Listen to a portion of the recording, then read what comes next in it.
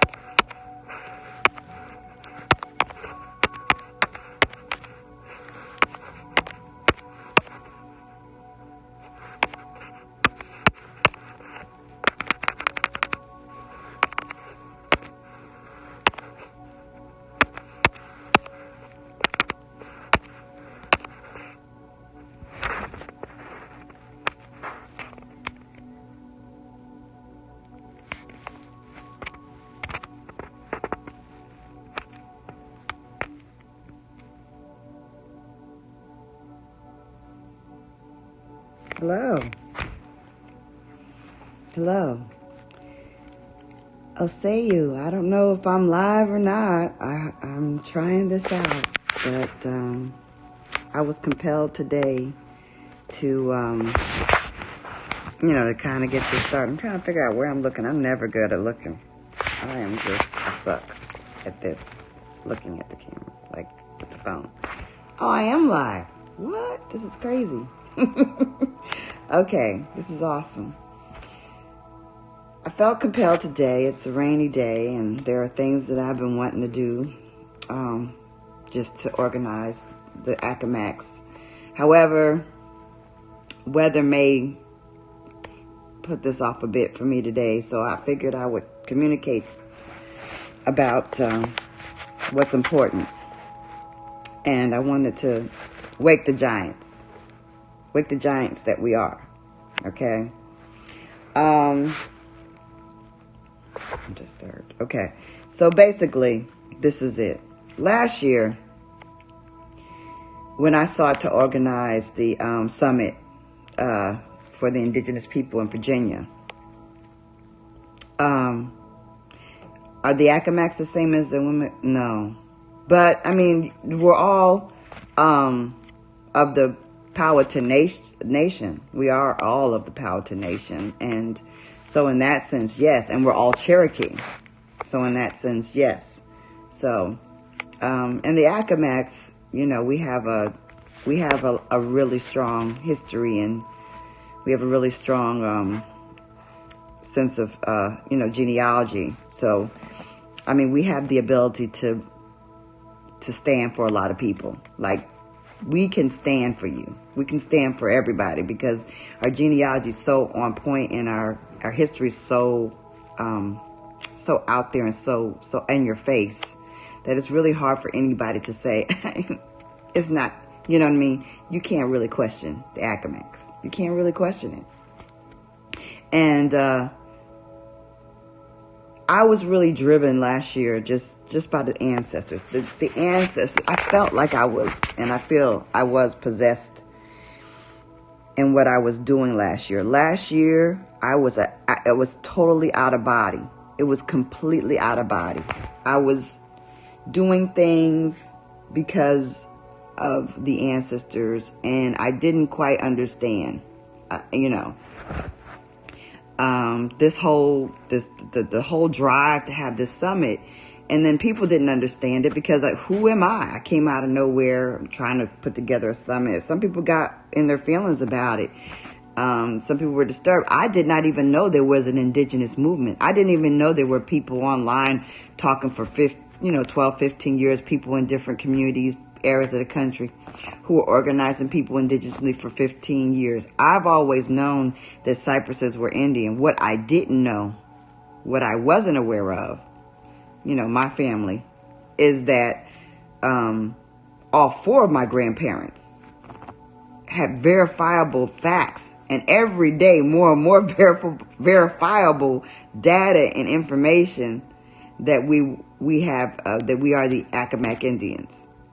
That I did not know, and that was my new realization. But for all of my life, I've known that this, as Lisa Cypress, as a Cypress, that we were Indian. I also we also, we had Indian relatives come to my grandfather's funeral back in 1978 when I was a youngster.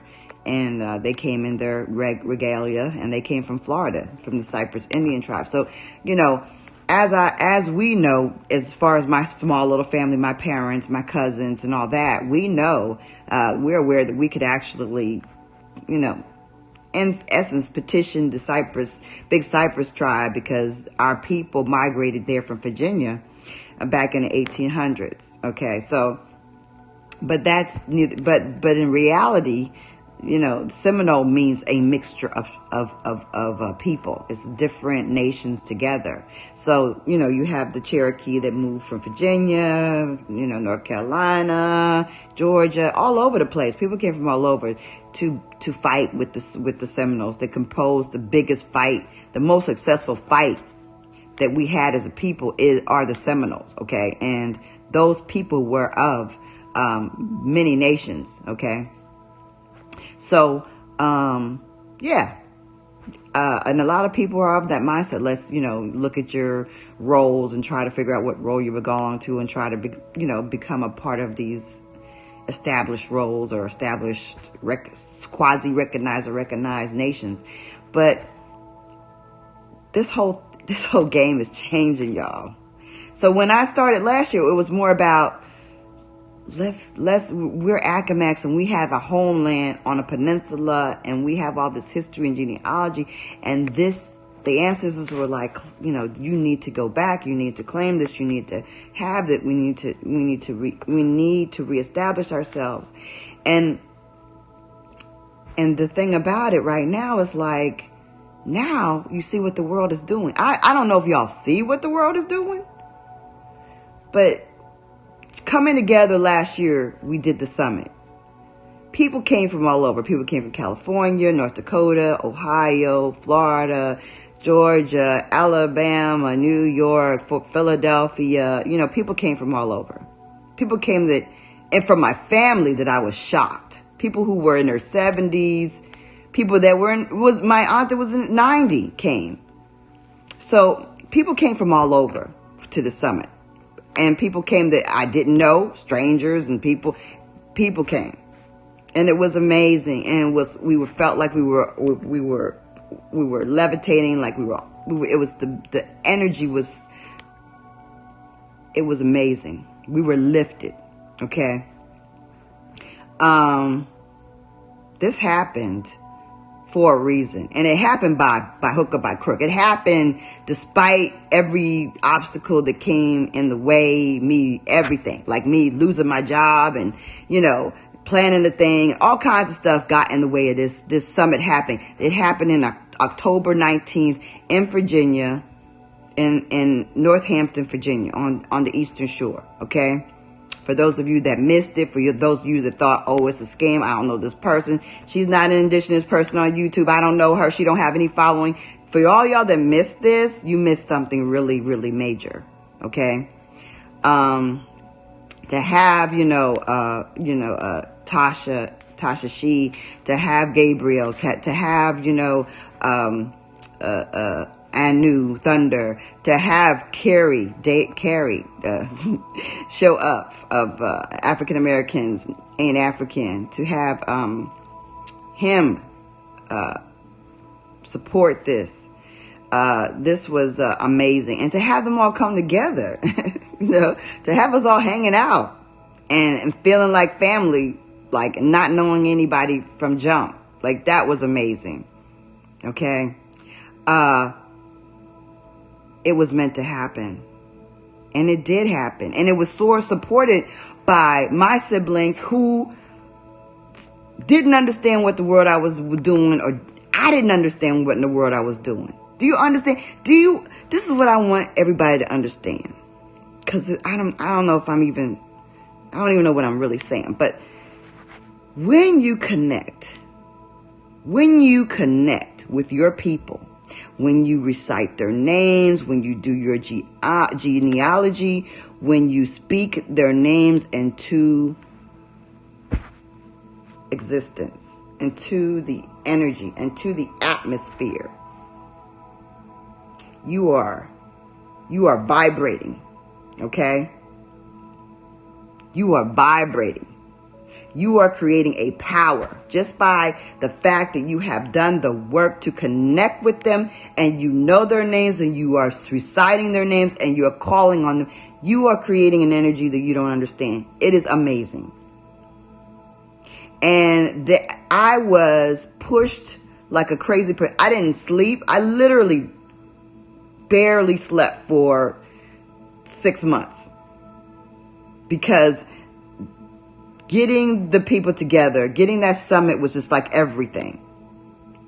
Yeah, Lewis, I wish you could have come, and then next year you need to come. You need to come because it's happening. I don't care. Coronas, COVID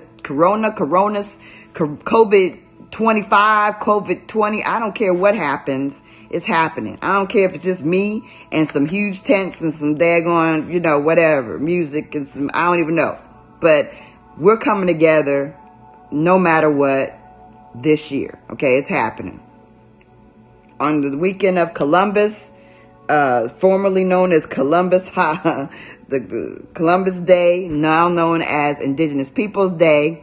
That would be the 10th, 11th, and 12th. It's happening. Of October. It's happening. All right. But basically, the important thing is that I want you guys to know that, the certain things should be happening. Like certain things should be happening. We should be, first of all, looking into who our people are specifically because because your people have things for you to do.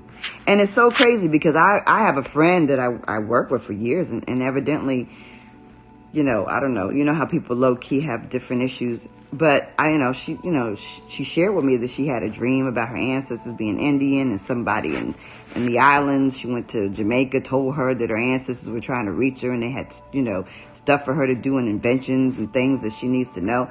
And, she's going off on this, Kemet stuff and all this Afrocentric, Pan-African stuff. And I'm like, look, you're an Indian. I mean, you were told that your Indian ancestors are trying to reach you and that, you got stuff to do and inventions. You need to vibrate in that area. You need to claim that.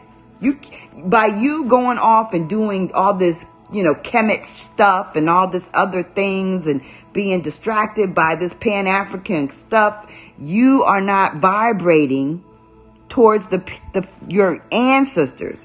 You see, it's like honor thy father and mother. There are basic life forces that we have to follow. You see what I'm saying? There are basic life energies we have to commit to in order to win. In order to win. And one of those basic life things is just following the energy, the proper flow. And the proper flow is honor your ancestors. Honor your father and mother. Honor. You can't honor them if you don't even recognize their existence or even speak their name into the universe. If you can't do it. So that's why it's so important that first you just don't get it. Like, because I started with genealogy long ago, and then was kept looking, and then connected them to the land, the soil, the Indian heritage, and everybody that I didn't even think were Indian had Indian evidence. Because of that, they led me to land, right? They led me to land. Okay? The evidence, I would go, every time I go to our homeland, I go to the graves. I go to the churches and I go to the graveyards. And I speak to my great-grandfather. I speak to all the relatives there in the graveyard.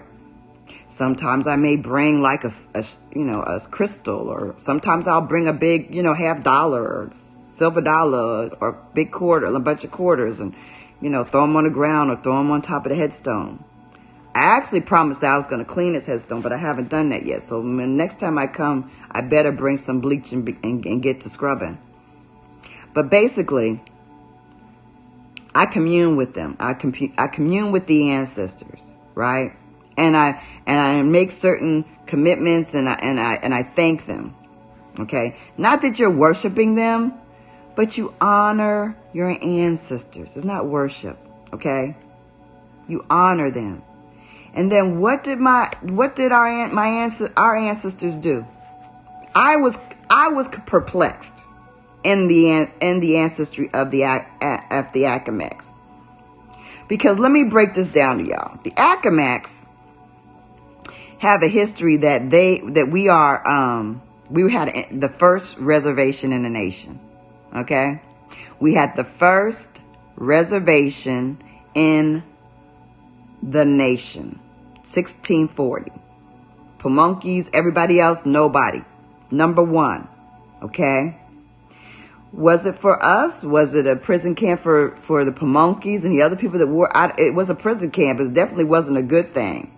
It was like a prison camp. It was a way to regulate us because they were getting greedy and they needed, and we were warring, and it's a way to deal with the people they captured in war. Okay? This reservation was called Genghis-Khan Reservation. So then they somehow reclassified our name from Accawmack, because initially there's a book that's published, and was published in 1900s, 1911 to be exact, called Ye Kingdom of Accawmacke.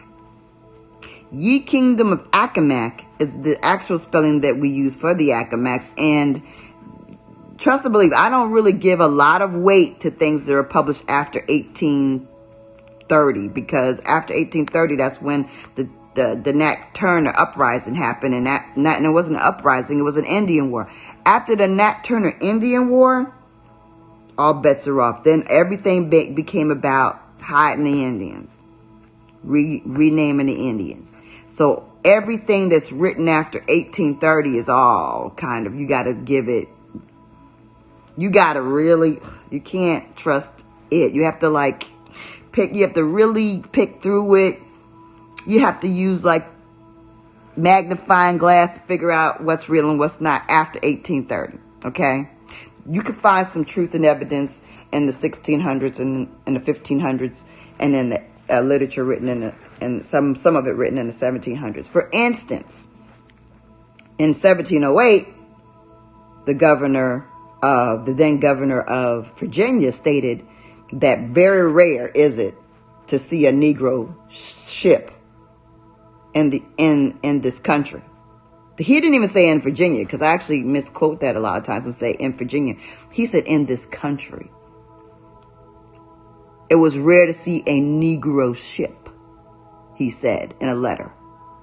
He said, if there is a Negro ship, it would come from Barbados. Barbados was where they sent the Indians and the wars that preceded his letter and statement. So those Negroes that came from Barbados were us, prisoners of war who were sent there. Okay? So there's evidence that's clear in the literature. If you look, like I said, especially before 1830. However, after that, so anyway, this book, let me go back to the book Ye Kingdom of Accawmacke. So Ye Kingdom of Accawmacke, although it's meant to be an outline of the colonialists, and really it's meant to show how the colonialists came to Ye Kingdom of Accawmacke and how they were able to win. And the first, the first way they made money was through Dale's Gift, where they were processing salt from sea salt, from the seawater. Really, we were doing the processing. Of course, also they're white slaves. And trust and believe, you look at my family records, and you see all kinds of white slaves listed on their plantations with them. So, I trust and believe a lot of the people that are angry and confused are people who do not have any genealogy or history, and they're peasants, and they were white slaves, and their anger is deep-seated. And they don't even understand it, probably. I don't know. But basically, the Ye Kingdom of Accawmacke, it talks about the Accawmackes, but it also talks about where they were located. You see, there's information about where your people are located. I do not believe this is unique to us. It's not unique to the Accawmackes. There are tons of people who are confused, calling themselves Geechee, thinking they're from Africa. Oh, I know I'm from Africa because I'm a Geechee and I'm a... When all this information shows them as Yamacraws and Yamacraw Island, and Yamacraws were the first people to befriend Oglethorpe, and Oglethorpe took them on a trip to England, but nobody is a Yamacraw. They're all Geechee Africans. When all it takes is one or two Africans to show somebody how to grow some rice, you don't need a whole boatload of Africans to grow rice. You don't need a whole bunch of boatloads of Africans. As a matter of fact, the Smithsonian already states clearly that more South Carolina Indians were sold out in slavery than Africans brought into South Carolina. So I don't know why do Negroes persist in being African when they were just told this in 1980. I don't understand why we have such a hard time of letting go of this when Africans come over here every day, and they're trying to get here every day. And they are here every day, and they're winning every day, and they're taking over all of our schools and businesses and everything every day. Not to be no shade. I have I work with them. I'm friends with them. But the whole thing of it is, why do we understand? Why are we so sold on it? And they're not even sold on it. They don't claim you at all. They don't have any oral history about you being lost. And they didn't come looking for you, as many comedians joke about, but it's the doggone truth. And they ain't looking for you now. And the biggest thing is, their genealogy does not connect you to them. You do not, when you do your ancestry DNA, it doesn't connect you to the DNA of Africans. You don't find African cousin. Okay? Did you get connected to Olachi? Olachi is a sweet girl. She's a friend of mine. But I did not get, I would like for her to be my cousin. But it does not connect me to an African. The only people ancestry DNA connects me to are Negroes. African Americans. Not Africans in Nigeria or Ghana or, anywhere else. Uganda. It doesn't, Kenya. Wherever it says you are, it cannot connect you to a geographical location. DNA is about blood, about tissue. It's about cells. It has to connect you to people, not land masses. You're not a map. You're a person. So it should connect you to cousins, to actual people who they sampled to tell you that you're connected to them. If it doesn't connect you to actual people like, Olachi, then it's not real. Point blank, period. End of damn conversation. Let's stop arguing with people about DNA. It makes no damn sense. It's a joke. How real are our oral histories? Our oral histories are extremely real. When everybody says, my grandmama said she had Indianness, some of that's part of us saying, yeah, well, she had the long straight hair, or she had a lot of hair. That's just some of that's colored by our misperception of what an Indian looked like. And then part of it's the honest to God truth, because that's what we were, Indian. And that was their way of communicating that wink, wink, we the Indians. But we don't want to say it because of all the horrible things that's happened to us in history, and how how the United States made it illegal to claim who you were. So, with that being the case, how does your oral history play out?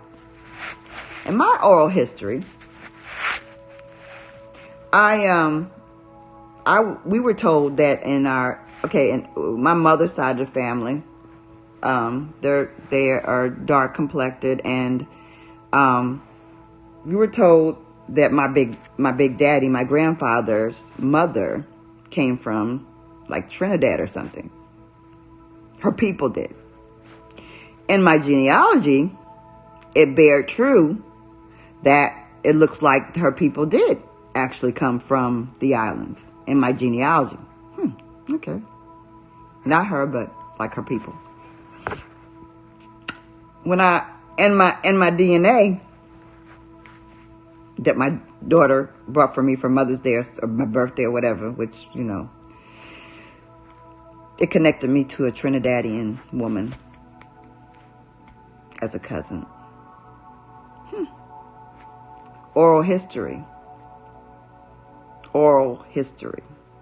And a lot of other American people. No Africans.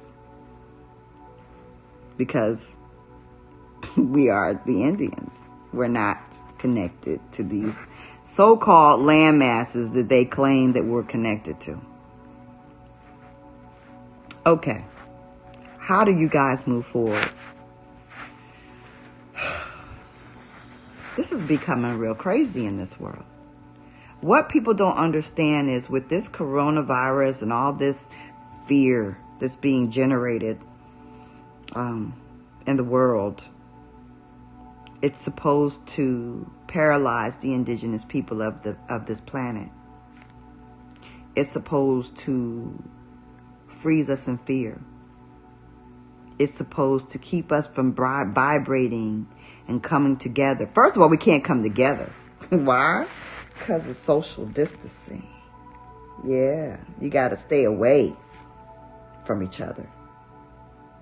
Yeah, because they know that, like what happened at the summit, when the indigenous people come together, magic happens. Magic happens. People couldn't stay away from trying to peek in on our event. They were just coming in, and I had to shoo them out. I was like, nah, this is private. Get out. People were so curious because, you know why? Because they could feel the energy in the air. Especially when you are a people that are doing the right thing for the right reason, and you are doing things out of love and out of goodness, and you want to share and you want to grow in the right way, and you trying to keep your ego, you keep trying to keep your ego in check, because as a human, the hardest thing we have to do is to keep our ego in check. Not be it's about me. It's not about you. You a pawn. If you real about this, you are a pawn. It's not about winning on YouTube or winning and being popular. It's about doing the work and working hard to do what you can to help as many people as you can and to bring people to a better place. It should be about the mission of that and only that, and about sharing honestly. Right?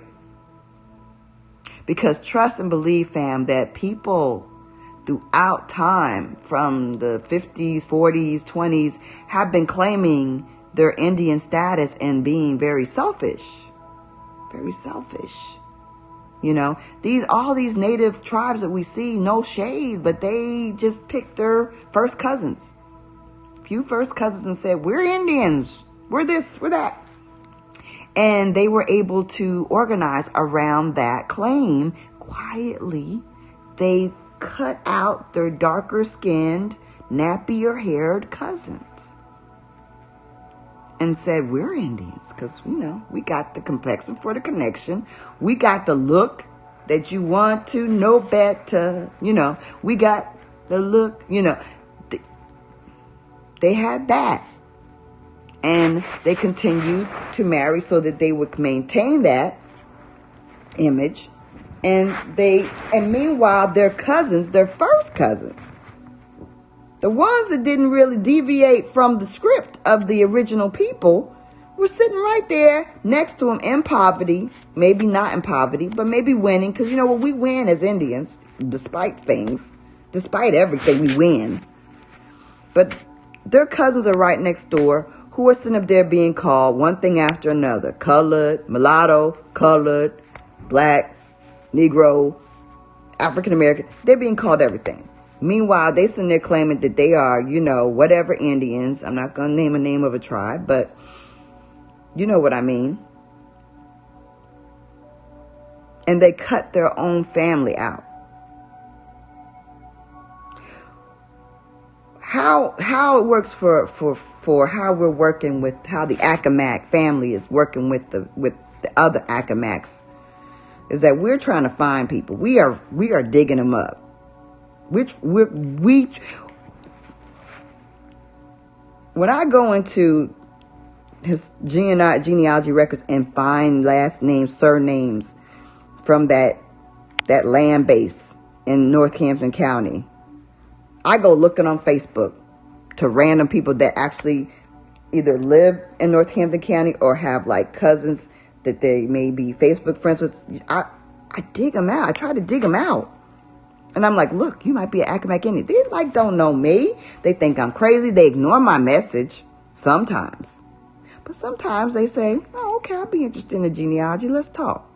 And then I may talk for an hour or so on the phone with them. Maybe they listen and maybe they think I'm just a crazy person and they just blow it off. But sometimes they listen and some people showed up. But you have to give their ancestors a chance to bring them around. We want to keep, right. Powwows, exactly. Okay.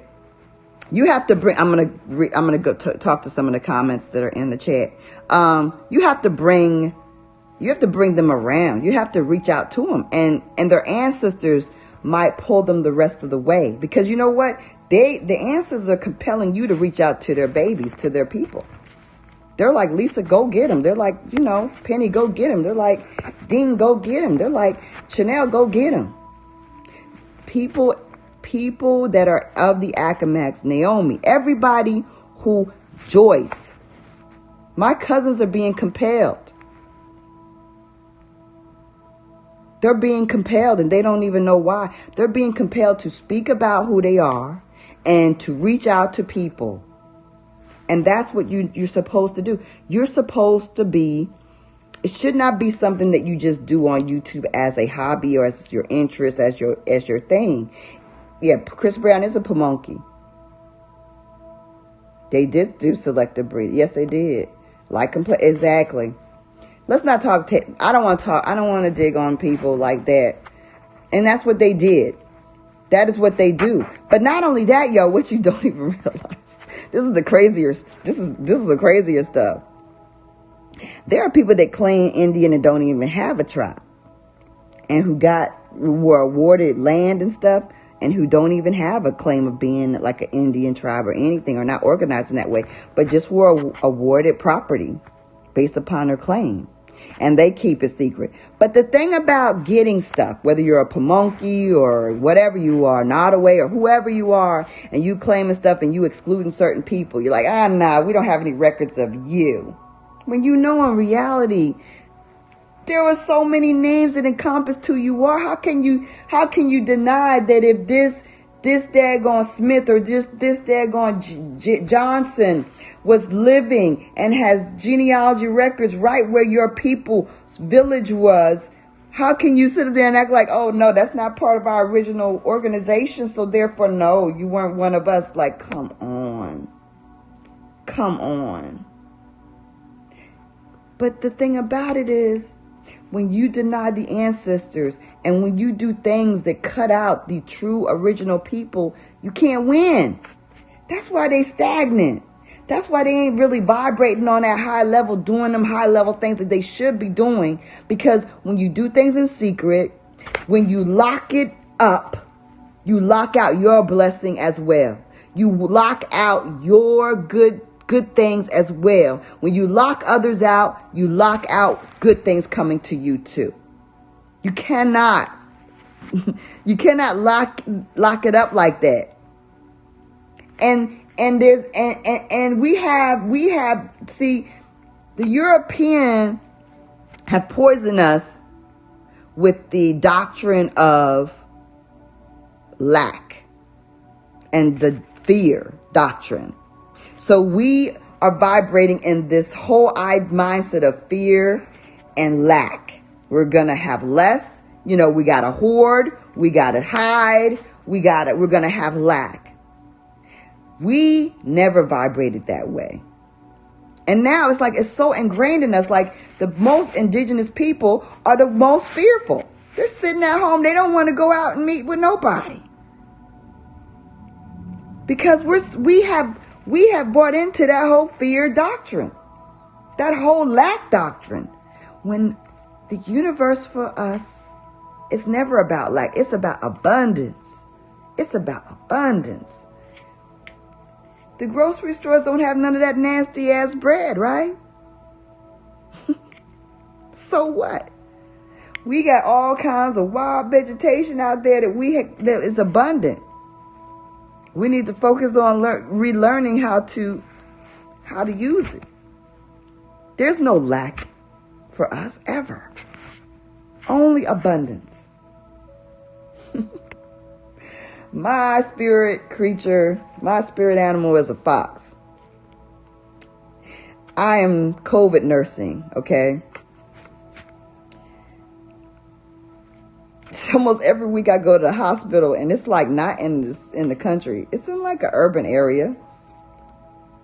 Urban, suburban. I see a fox. Yesterday, I saw a fox carrying a squirrel. Trotted across my path, carrying a squirrel. I was like, there's abundance. There's always something to eat. Sometimes it's somebody to eat. There's nothing wrong with meat. And there's always something to eat. We live abundantly. We have an abundant universe. We just are in a state of mind of lack and of fear. And we need to shake it off. We need to shake it off. The powwows, yeah. Begging the Asians to belong to their power. Exactly. Hope said that. And that's so true. Like, a powwow that's disrespectful, y'all. Powwow. The origin of it. The whole thing of you putting on a show for the locals or for the other people or for outsiders, or to even expose your culture in that way, in an entertainment kind of way for others. That's disrespectful. I mean, unless it's an exchange, boo. Like, we're going to do a cultural heritage thing, a festival where they can show your heritage and we'll show ours. How about that? Where if they want to have their little Confederate flags, and I don't really care what they bring. They can bring their grandmama's pictures and their Confederate flags and their, old rocking chairs. I don't know. But, to mutually share your history, oh, that's cool. But for you to be put on display like you some kind of, Sambo show, no, that's ridiculous. No powwow. That's ridiculous. That stuff is just outdated and crazy. It's unacceptable. And then also, like, the music is monotonous and it doesn't even generate what we really are as a people in our soul music. It doesn't even resonate with the soul music of the real Indians. So it's like, what the world is that anyway? I don't know what that is. We're not, yeah.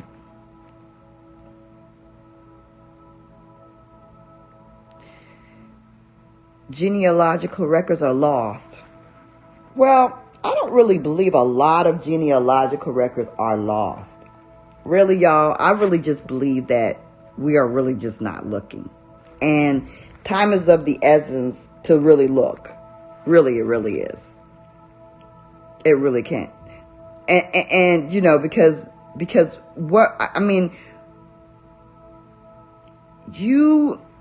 when you do your genealogy, you're not looking for something that says Cherokee, right? That's not what you're looking for. You're not looking for something that says Accawmacke. That's not what you're looking for. When you do your genealogy, you're connecting yourself to your ancestors, not to a title, because those titles were not really used by us in that way.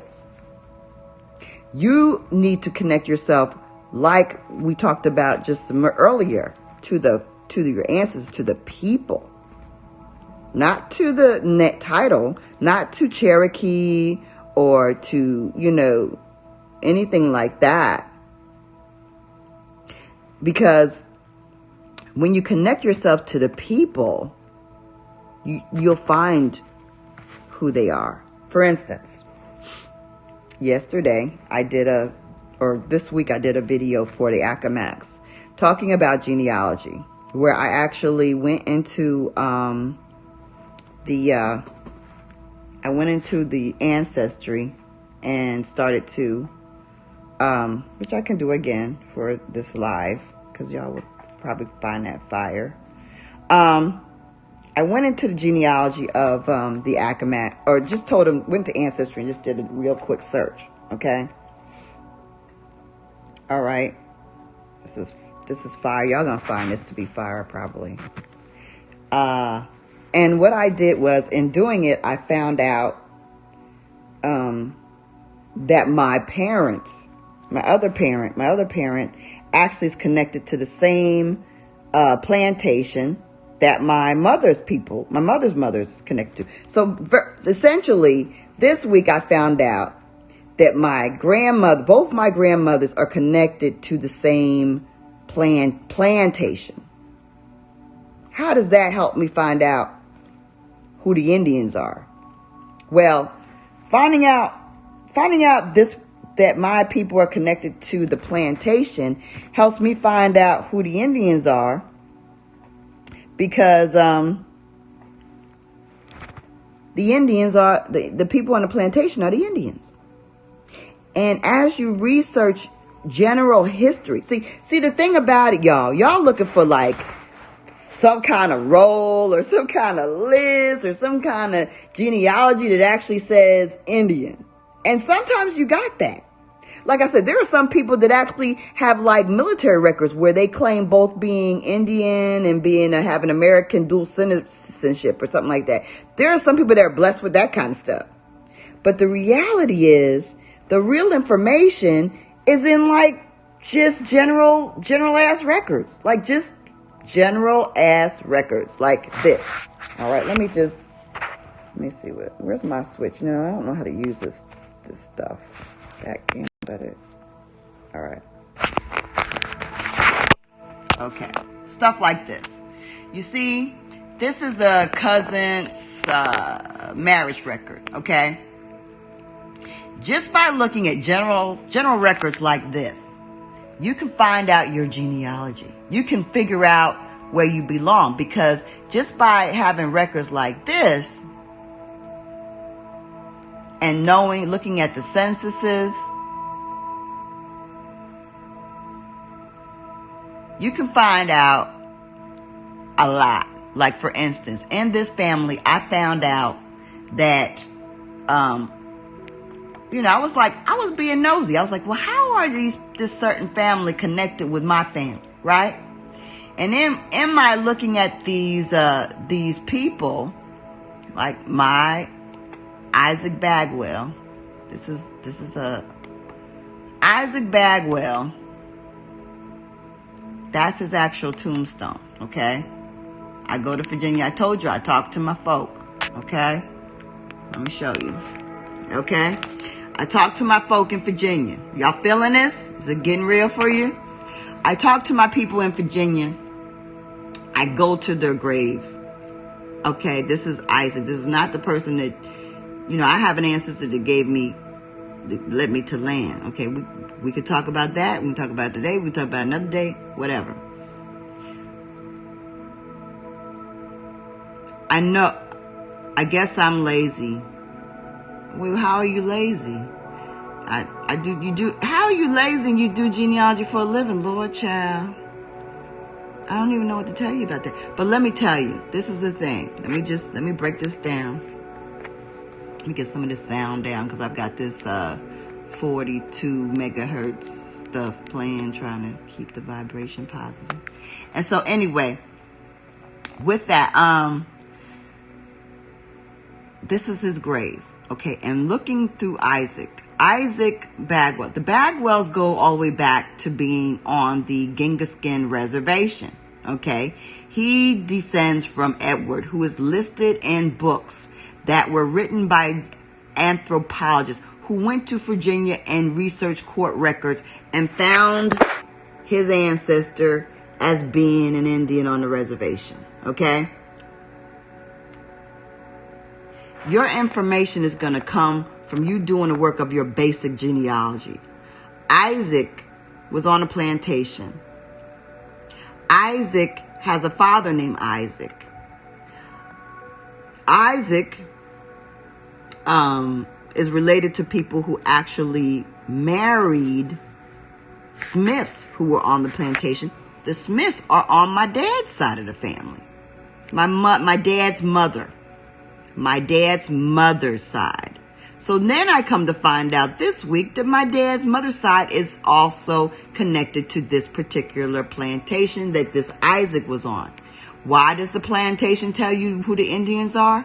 Because when you study the history of the area that you're from, like the Accawmacks, like the Yamakras, like the people, all these different little tribes that you really haven't studied, you have to study the tribe. You have to study the general history. They're not going to erase that stuff. That stuff's not going to just disappear off the shelves real quick because they're not really thinking in those ways.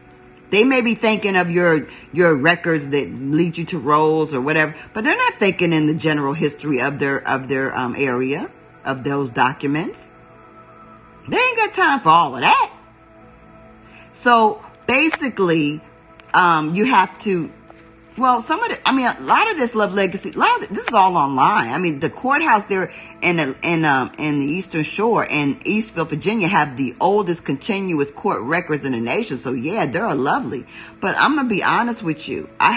A lot of people have done a lot of research there. I have been there a few times, but I haven't done deep research there in them court records. And I'm sure there's so much more I can find because our king's records, so-called records that he, when he actually gave over his so-called throne to his daughter and all these different things, deeds and stuff, are supposedly in that courthouse. And I haven't even started to dip into that.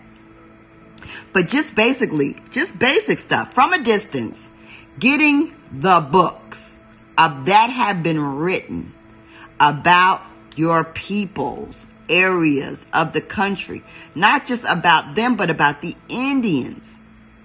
That's the innocent, easiest way to find your answers. Indian books about the Indians of so-and-so Tennessee, this place in Kentucky, that place in Mississippi.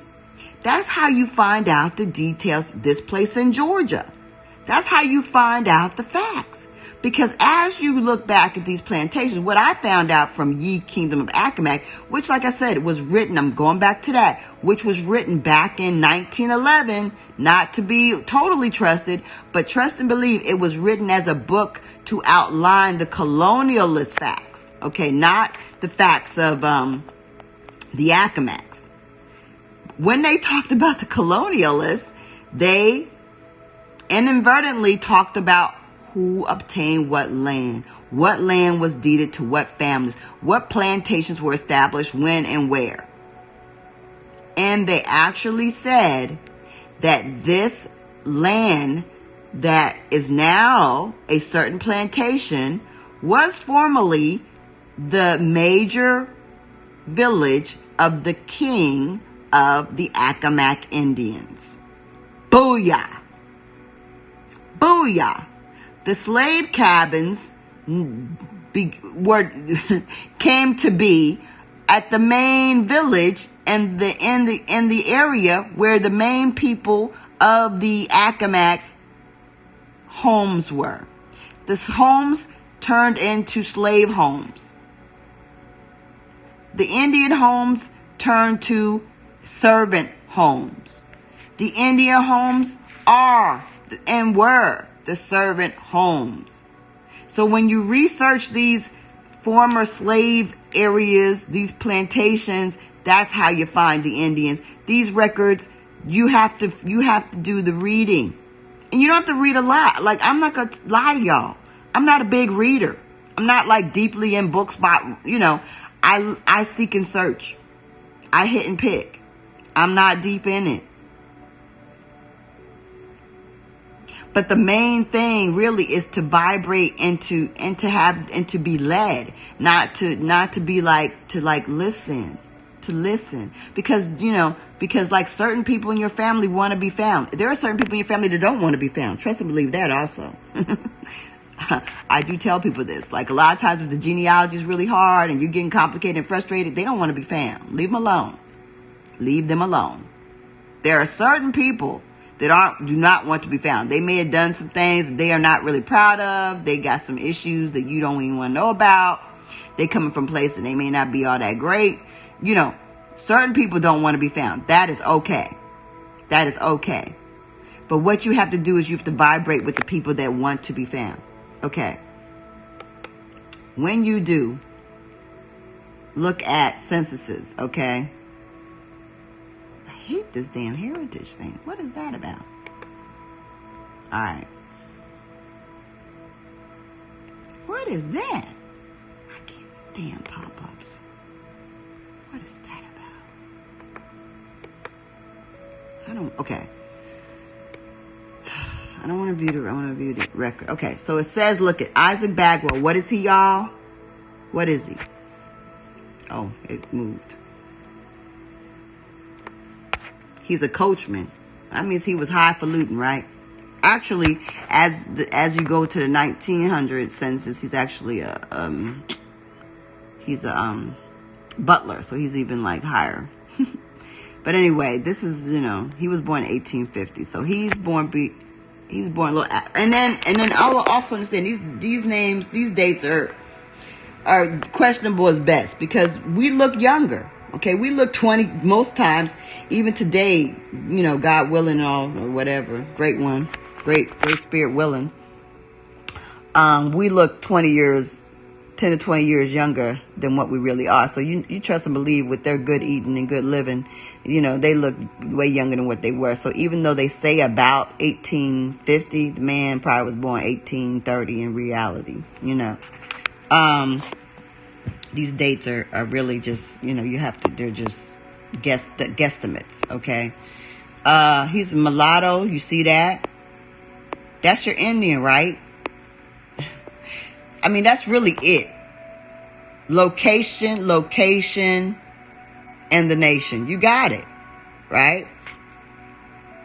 Then, add to that, you have read books that make the connection with the surname. Okay? And then, you have to look how far back the surname is going. Okay, what's really interesting about this is how I find other Indians. That's what I showed my family the other day on my personal, because I have a Accawmacke page, and I'm not inviting y'all to join, because that is a private thing. We organize through our Accawmacke page. We organize as a people, and I invite people that I find, like when I'm doing stuff like this. So when you look on the page, y'all see this? That's how I learned more shit, okay? So, look at it. So, this Rayfield, that's a white person. That is not, they're on the plantation, living in the slave area, servant area, just with everybody else. And they're not an overseer. See? White female, 19. And also, you have to understand, living in such proximity with, the Indians, and the Negro Indians, then there was babies that were, had and things like that. Like, she was 19, living right there, with them hard-working, muscular young men. And, honey, who else She wasn't qualified to be with the owner of the plantation. They was too low profile. So you see, I mean, that's a whole, I'm just going off on another tangent. That's just a side conversation. But we used, but if you look at this, like, look at it. Coachman. All right. You others on the page.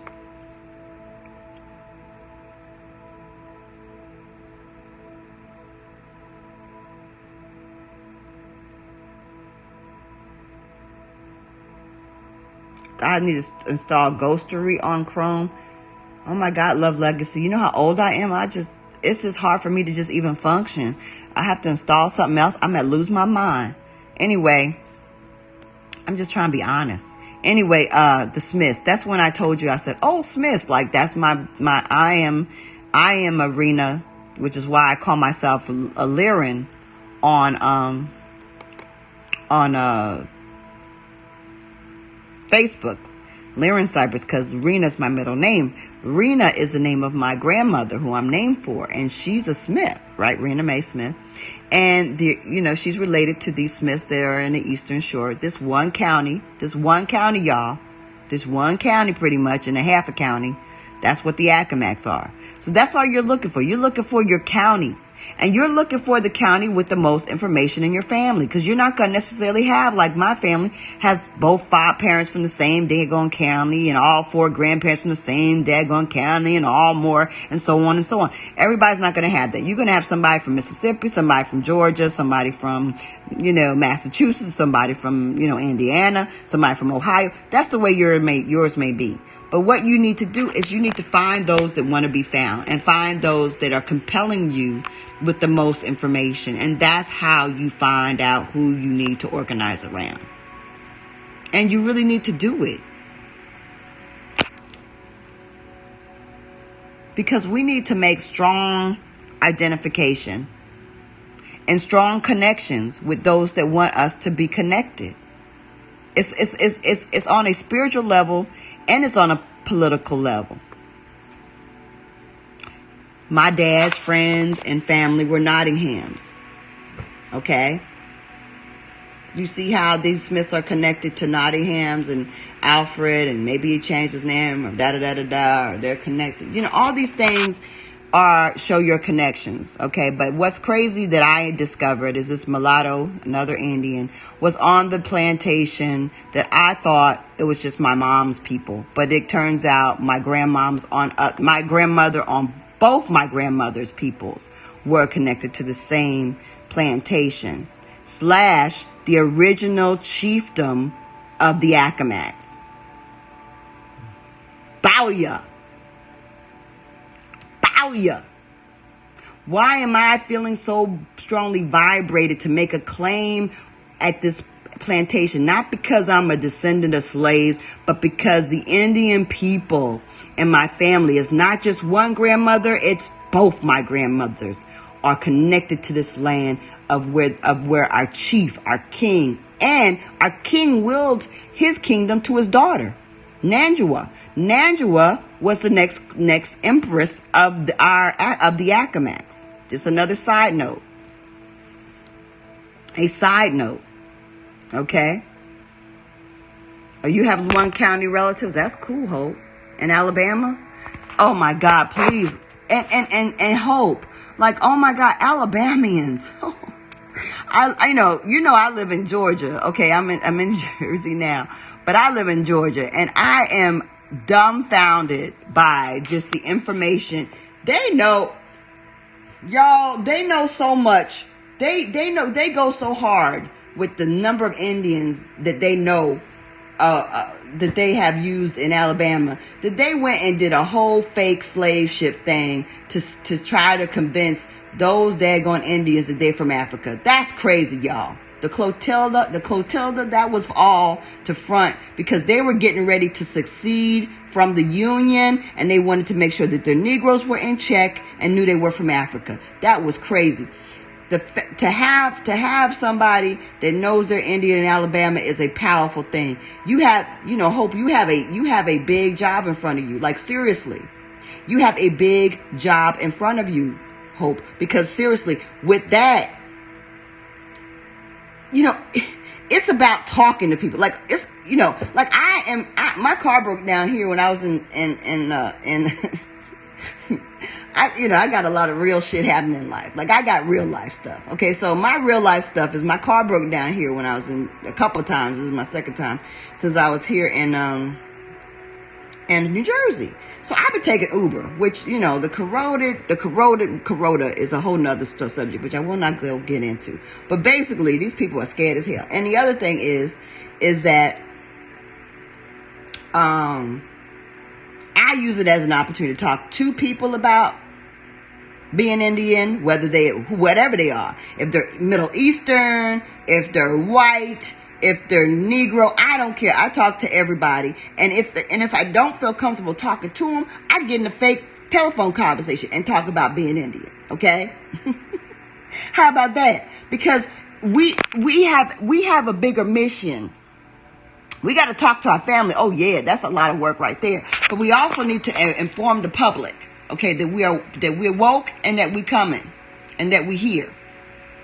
We need to inform the public. Put them on notice. Yeah, we know who we are. Hello. Yeah, we're not stupid. Yeah, we doing you a favor. Hello. We doing you a favor. Hello. You've been blessed. Hello. You are allowed to be here. You are here because of us. Hello. They need to have all that. They need to get all that. So it's a big thing you're doing, Hope, by being aware and woke and researching in Alabama, because there is not a person that I have met who hasn't said, "Oh yeah, there's lots of arrowheads. Oh man, all over the place. I found so many arrowheads." Okay, boo. Think about this. Everywhere you go in the fields of Alabama, in the yards of Alabama, you find arrowheads. Why ain't you finding slave shackles? Why ain't you finding the iron? Why aren't you finding the chains? Why are you just finding arrowheads? Because we spent all this time trying to fight for our land, not being brought over here in chains. If we were brought over here in chains, can you imagine the massive amount of chains, shackles, and iron that would be on these properties and fields? Alabama knows it. And most people from Alabama will sit there and say, yeah, we know we have an Indian. They will not dispute it. But then they get mad and defensive when you sit there and say, well, you are the Indians. You are the Indians. You're not African. Where's your Africans? Find the Africans for me. Find the documents. Find the slave records. Find it. When I talk to Europeans about this, including the owners of the plantation that I'm speaking of, that I'm showing this Alfred is on, that I'm showing that Isaac was on, they don't refute. They don't say, look, don't come to me with this. I got the records where we brought you guys. I got the slave records. I got the slave ship that y'all came off of. They don't look at me like crazy because I'm saying that we're the Indians that were on this land originally. They don't look at me. They don't look at me sideways. But why do we look at each other sideways? Why do we look at each other sideways and the Europeans don't look at me sideways when I say we understand who we are and we understand that we're aboriginal to this land?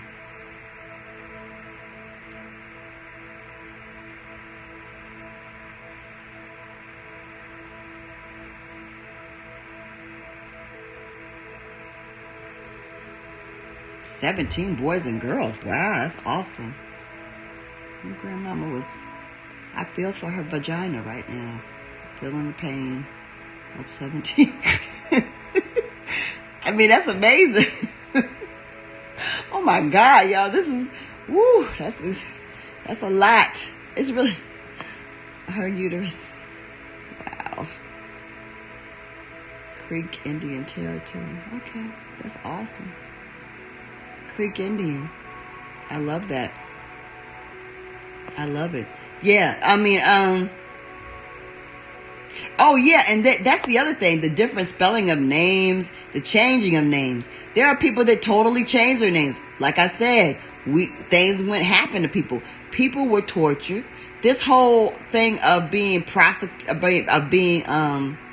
of racial terrorism and all this stuff. This is something that happens all the time. And we sit up there, we see these boys being lynched and all these things and being gunned for by the police and all this stuff. And we think that this is something that, I don't know what we think. I don't know what people are thinking. But I can tell you that this has always been happening. This is terrorism. They want this whole daggone, the Negroes are dying in larger numbers than anybody, blah, blah, blah, blah. That's not even true. It's not even true. I'm not even going to say what is true, but I can tell you that's not true. Okay? We do have numbers, but honey, no. Honey, no. Let me tell you, we are strong as hell. I mean, we fought through all kinds of, diseases that we've been exposed to. We're good now. We are seriously superhumans. We have no worries. I mean, yeah, if you're sickly and you got one foot on the grave already, of course you're going to die. And then the other thing that's going to kill you is bad health care. And the thing that's happening up north, I don't know why I just did that. I said I was going to talk about coronavirus, but I am. The thing they're killing people is not the coronavirus. It's not some vicious organ-eating organism that they don't know anything about. It's bullshit. It's a pneumonia. It's a straight, simple, viral pneumonia that's always been around. Understand that if you believe the Bible, they said nothing is new under the sun. This is not new. Even if they manufactured it, they shit ain't gonna be worth shit anyway, because they ain't all that. They're not that fucking smart. I mean, give me a break. Most of the things they do, they steal. So, anyway, let's get with this. The fact is, the problem with the whole so-called pandemic and how it hit New York so badly is because New York has shit hospitals. Confirmed, verified, their hospitals are shit. Even the ones that are number 5 in whatever nation, they're fucking shit. I have friends, myself, we are all working up here from Atlanta. We have confirmed they don't know what the fuck they're doing in these hospitals up here up north. And they have not enough hospitals to accommodate the population. There it is. They have no freaking science. They don't have the equipment they're supposed to have. They don't have the experienced people working. They got a bunch of novices doing the work. They don't have enough daggone hospitals for the populations that are here. And that's why people are dying in numbers that shouldn't die. It has nothing to do with some daggone vicious virus. It has to do with the fact that they're ill-equipped and ill-prepared. That's what it is. That's all it is. So that's why as you go south, even if you go to South Jersey, the numbers dissipate of coronavirus deaths and all that. The numbers and cases get less as you go to North Carolina, where the population is a little thinned out, Maryland, Virginia, and then as you go further out, less and less cases, and to the point in Alabama they don't even believe the COVID is real, because more people are less on top of each other. First of all, in New York, they literally spit on top of each other. Literally, they're spitting, they're coughing, they're hacking, you're bumping into people on the streets. It's that congested. You're breathing the same air in the same buildings. So, of course, if there's a bad viral pneumonia, and you will exchange secretions even though you don't want it. And it's not going to happen just by people breathing air. That's bullshit. You can't transmit things if you have no symptoms. If you can't cough it, spit it, hack it into somebody, fuck it into somebody, excuse me. You have to have an exchange, just like HIV. You have to exchange something. You got to exchange some fluid, some kind of something. You can't just be symptomless, because if you're symptomless, you ain't got no cough, sneeze, secretion. How are you going to get it from you to somebody else if you got nothing to send it in? It's ridiculous. There has to be a means of transmission. This whole symptomless fear is bullshit to keep you controlled, keep you in fear, keep you unemployed, keep you in your houses. That's all. I ain't gonna say nothing else. That's all it is. Stay healthy. Yeah, there are people that are nasty. You know what I mean? Really, what if they wanted to do something, they should have made it like if somebody's caught coughing and hacking without a mask or something, they should be, those people should be fined or whatever. They should penalize the people that are doing the ratchet shit. Keeping healthy people away from healthy people ain't solving nothing.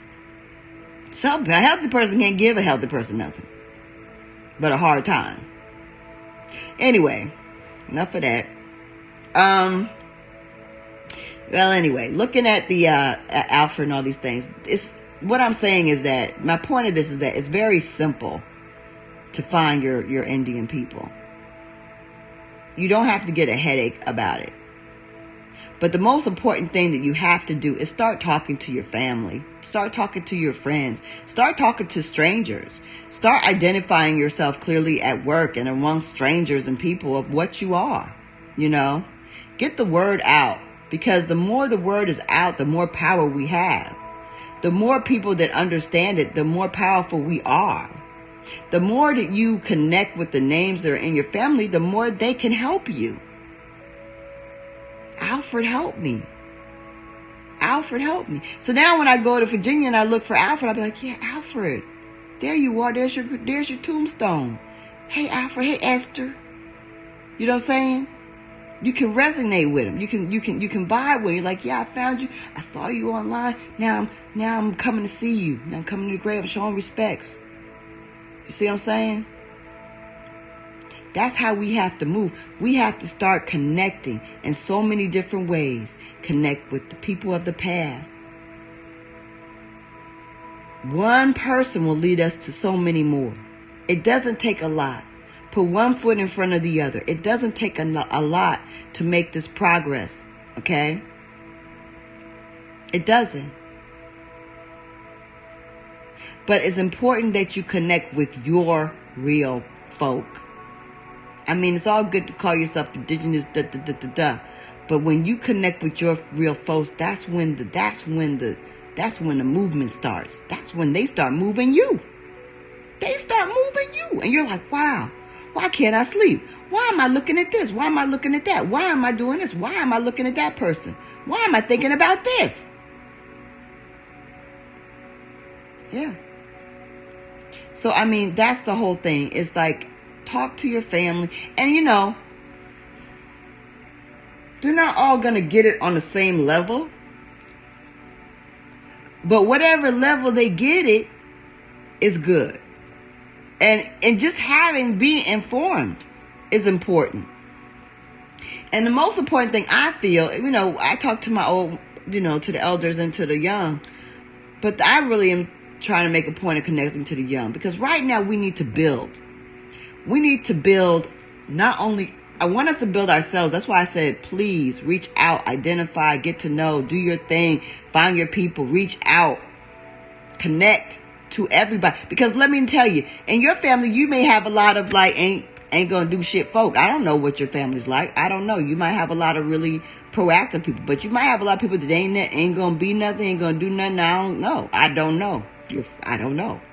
So if that's the case, that's why it's important to do stuff like this. When you look at these records, you'll be like, okay, who else is on the page? Ooh, what? Okay, look at this person. It's a Morris. So I reached out, I looked into the census record, I looked into Facebook, and I found people who are still in Northampton who have this surname. Booyah. Not a first cousin, maybe not a second cousin, but definitely of the lineage, definitely of the people. Reaching out to them. Because the fire person might be a descendant of Virginia, Morris. The fire person is going to do stuff that I can't even imagine. I'm like, girl, take over. Or son, do that. You know what I mean? This going to be doing all kinds of fire things for the Accawmackes. Might be hidden right there in that family. So you got to reach out to people that you don't know. The people that's going to be your backbone. The people that might end up being your fire person. The person is going to really get things done. The person is going to take it to the next level. Inclusion. People think that, I don't want everybody all in this because, then we have to share. We got infinity, baby. There's no lack in this universe. There's as much as we imagine. There's abundance for all. Stop thinking in lack and less. There's plenty. There's abundance for all. Don't worry about, this family, they got, or people might be saying, Hope McLean, her grandma has 17 kids. That's too many people. I don't want her included with us. Yes, yeah, you do. Yeah, you do. Because these people are, not only are they people, these people are bring all this energy, but they bring all these gifts and all these money-making gifts. Because what we're about to do is start our own businesses and start our own ways of building things, making things. Let me see if I got that document. Trying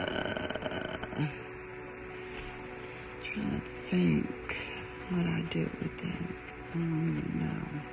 Well, I don't think I want to go there. But anyway, what I will tell you is that if you look in the history of any given place that you're at, there will be documents to tell you how they built this daggone county, how they built this daggone state, how they developed as colonialists.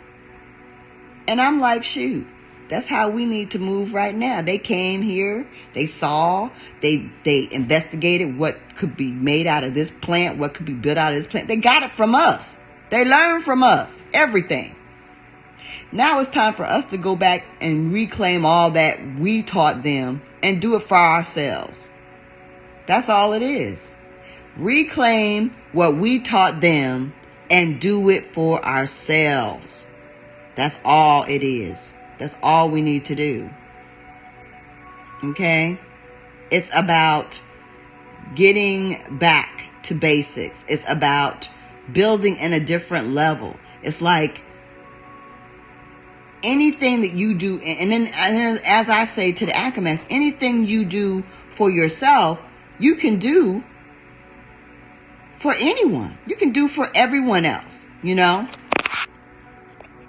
Anything that you do, like for other people, you can do for yourself. It's very simple. Like if you're good with social services and things like that, you're good with, getting people to, helping people with social services or maybe drug counseling or whatever. You can do that for your own people. Your own people need that.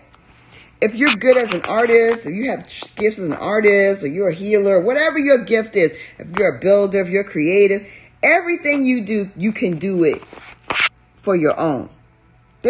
We have every skill set there is. Every possible skill set we already have. We already have it. We are not lacking anything. We're ready. We do everything. It's just a matter of us reallocating what we're doing, like I said, for our own people. Relearning who we are doesn't require that we have special roles or special documents or anything like that. The most important thing we can do is connect our families with the lands that they were in. Far back. Where's the homeland? Where's the land? Because in the land is all the information. In the land are even records, to tell you, okay, this was our plantation. Or you may find that your relative owned the farm, that they owned the slaves even. All that is going to be there. All that's already there. It's just about looking.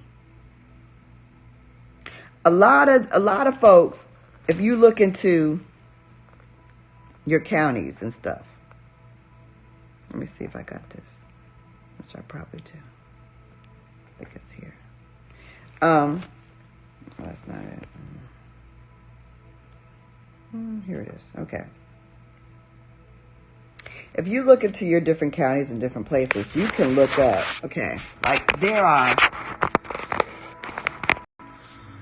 you have to look into where your listings, your property lookups, where you are, okay?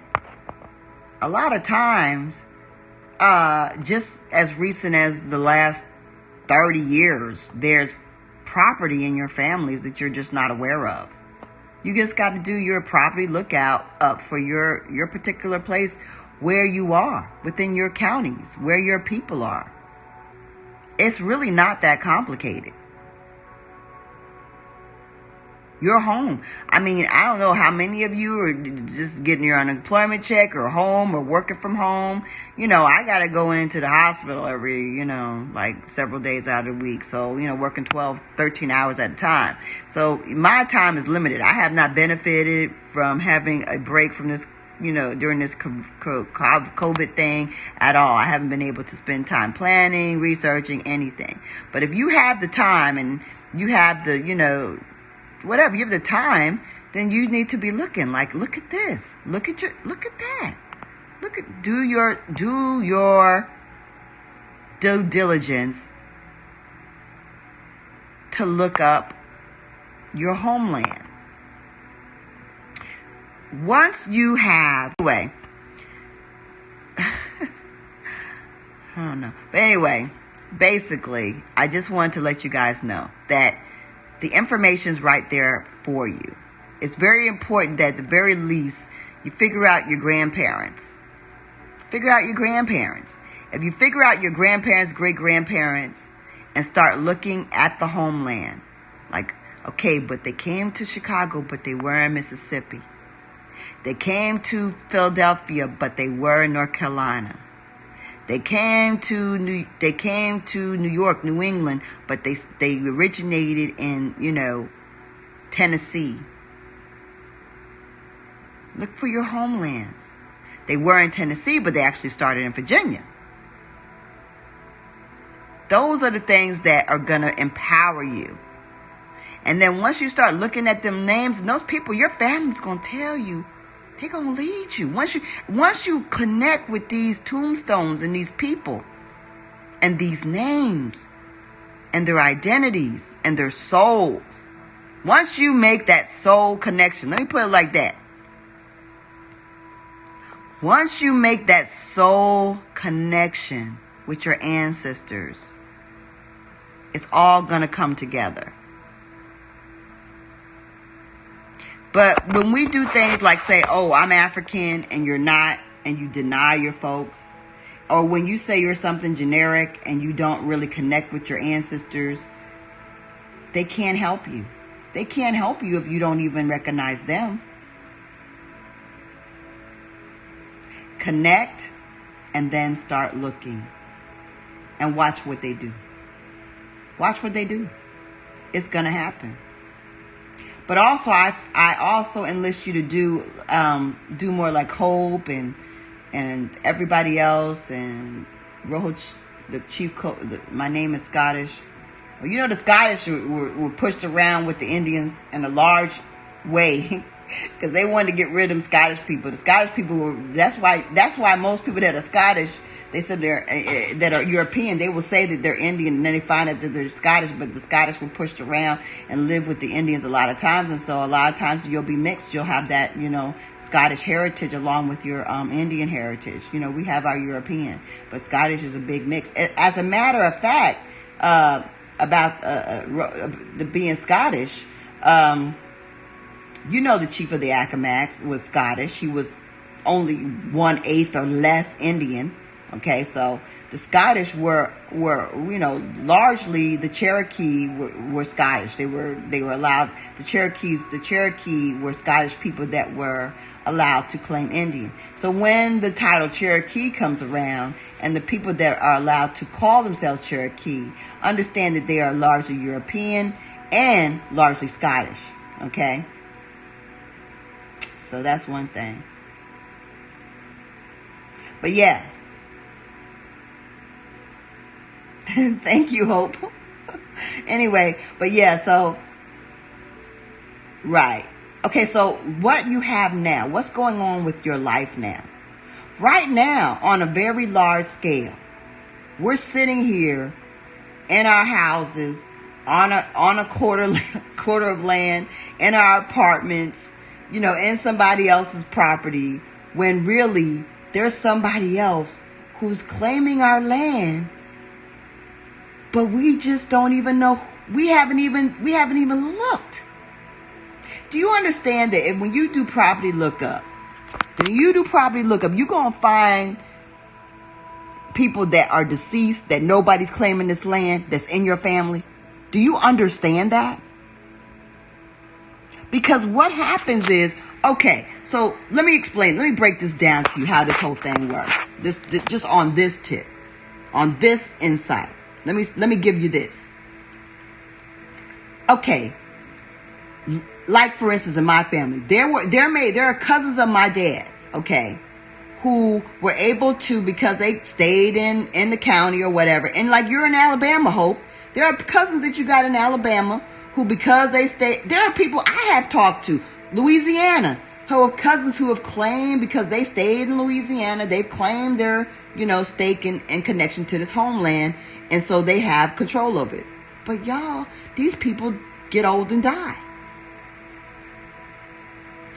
What you will find if you look through these property lookups in these different counties from your homeland is that you are going to find people who are of your genealogy, who are your distant cousins, who passed away and nobody ever picked up the daggone property, but it's you who have a right to it. It's you. You. You have a right to it. But if you don't Google, you don't search, you don't do your connect, you don't find out the names of cousins, you don't find out the names of uncles and people in your family, you don't do a little bit of work on your tree, and then you make your tree work and then talk to your ancestors, you can't get it. And it's right there. All you got to do is show up and be like, yeah, I'm this, and this is my dad's, this, and this is, it's our genealogy. You go to the county with your tree, and then you got it. Because this is heritage land, and everybody got it. Everybody has this. That's why we know we're Indians. Also, the heritage land. I guarantee you, everybody that's watching this right now, you have heritage land. I guarantee you. But you just have to look. So, as a result of us being ignorant of this, some people that aren't you are farming trusts and saying, for instance, they'll be like, oh, this is a Smith trust. When they're not even a Smith. They're from another country. Seriously. Literally, people are forming trusts who are not in the state, who are not from this country, and taking your land. Not in the past, but right as we're speaking. Like last year. Like 3 years ago they did it. They organized. Because your daggone land is sitting in the middle of like a nice place and you don't even know it. Right on a lake even. On a lake in Mississippi. On a lake in Georgia. But you ain't claiming it. Because you don't know who you are. You thinking you from Africa and you doing other things. You living your good life. Going to plays. Watching stupid movies. Going to festivals. Going on trips. Not really thinking about who you are and connecting yourself with what you have a right to. That's a good point. Railroad property. That's true. That's a good tip. Oh.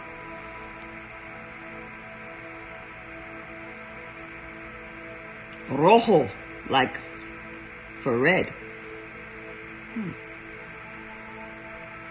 Roja. If your land was sold and taken, can it be? If your land was sold for or taken without other family, can it be given back? Yes, it can. And let me also say that there ain't nothing like a good lawyer, but there's also the ability to petition and also deal with people directly. Sometimes people are just good and they'll do the right thing when they know who you are, and you say, look, this is what happened. This is the documented evidence of it. I mean, I believe in that. And also, you have to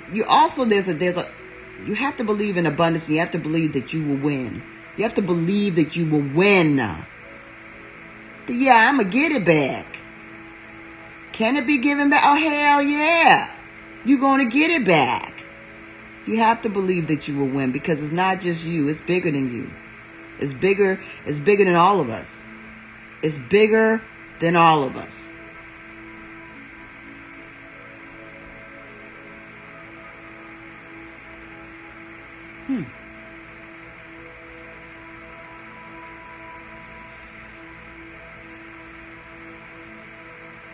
Well, I mean, you know how simple it is? It can be this simple. It can be this simple. It could be just as simple as going to the courthouse and saying, and just coming with your family's, somebody's death certificate, like your father or mother's death certificate or your grandmother's death certificate, or both of those. It could be that simple. And then, it could be that simple. I can tell you that's how simple it was that I got this land that I didn't even know existed in a family. It was that simple, and I wasn't even looking for. I didn't know it existed. I just showed up there looking at other family land that we knew we had, and was paying taxes on that for a couple of years, and was looking into that and what could be done with that. And then, the plan for that going forward is to roll all the land into the Accawmacke trust. All land is Accawmacke all together, right? When you have family land, the best thing you can do is organize your family as your people, and then put all that land together. And then you can do something with it. Because the way heritage land works usually is that you have to prove that you're either the sole surviving person, or everybody that is surviving of that land's heritage has to sign off and agree on to it. Of course, that crap never happens. So the best thing you could do is have everybody organized under being, whatever Indians you are.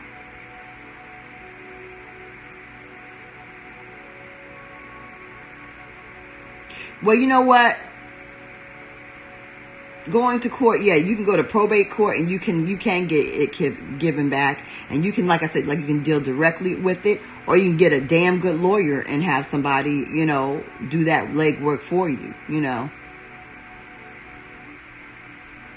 But this is all things possible. This is all work that can be done. And it can be just, like I said, it could be just as simple as you doing the research and then going out to the courthouse and paying the taxes, and then bringing a daggone a death certificate and saying, I'm the next of kin, and getting it turned over to you. That's it. Pay taxes first, then get it turned over to you, bring death certificate. Just like that. Even if you can't get it completely turned over, you can get the land to say in care of. This land is in care of me, L.L. Lewis. I'm taking care of it. It's in care of me. I'll pay the taxes. Pay the taxes if you wait. And then the whole thing is like, we're indigenous Indians. Should we be paying taxes? That's another thing. You can also, then you can deal with the fact that I ain't paying no more taxes. I'm not going to do that. Even on, this is our sacred land. This is our Indian land. So then you have to deal with that situation. But that's after you get it turned over. You can clarify that situation. Lots of work needs to be done, y'all. We don't have time for infighting. We don't have time for hating. We don't have time for competing. We don't have time for egos. We don't have time for anything but trying to get down with our ancestors.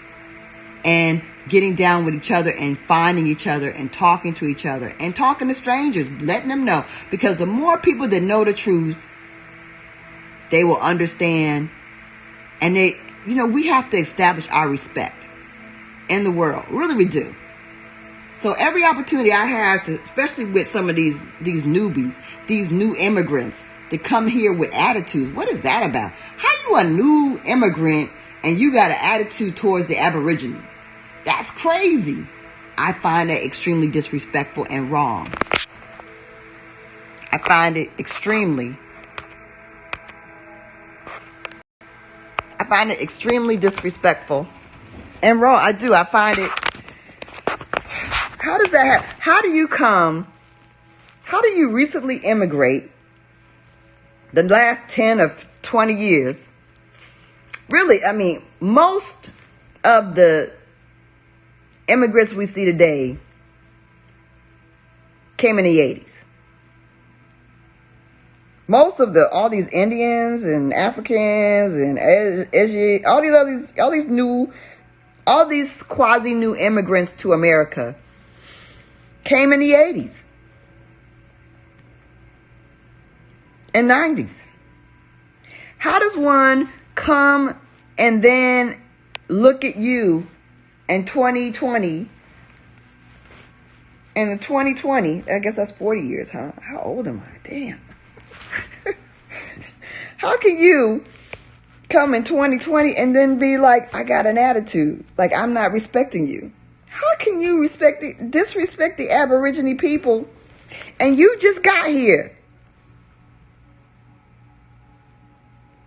So that's why an education has to be like a mass. You have to educate yourself. You have to educate your people. You have to educate the strangers. You have to educate the newbies, because a pecking order needs to be established.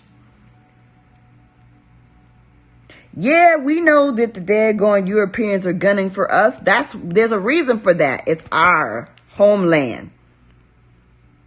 You need to understand that and show some respect, newbies. You need to be aware of who we are and show the respect, newbies, to the Aboriginals. Point blank, period. That's why the communication. You can't demand of them anything unless you inform them of who you are and what the pecking order should be.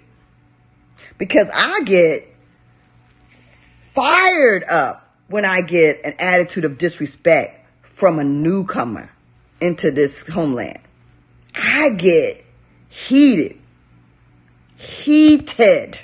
How dare you disrespect us? I mean, anybody really, but definitely a newbie. Like, how? I will tell you this though, but once you daggone get them, you let them know you know who you are. You let them know with the corrected history. They get really cool with it. They get so much better. And it makes sense to them. And they respect you for knowing yourself and having enough self-respect for correcting the lie and checking the history.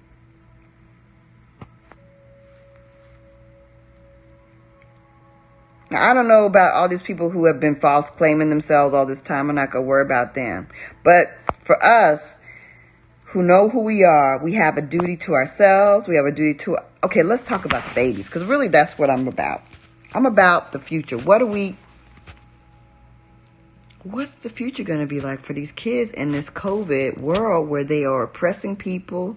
They are requiring people to have certificates to walk around. People are walking around with face masks on like they're in some kind of alternate universe, like the air is putrid or their breath is putrid. I don't understand, okay?